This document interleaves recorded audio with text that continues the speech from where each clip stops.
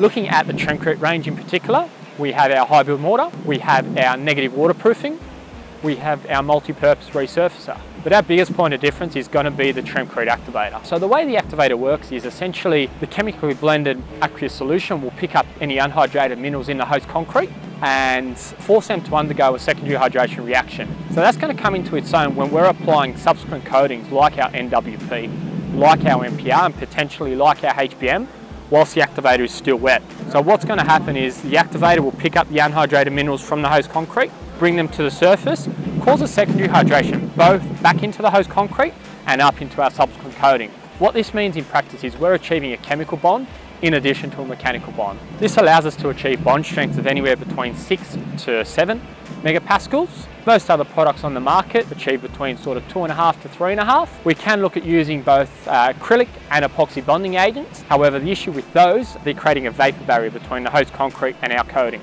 The activator is allowing the coating and the concrete to act monolithically. It's going to act as one. There are no seam, it's a complete bulletproof system.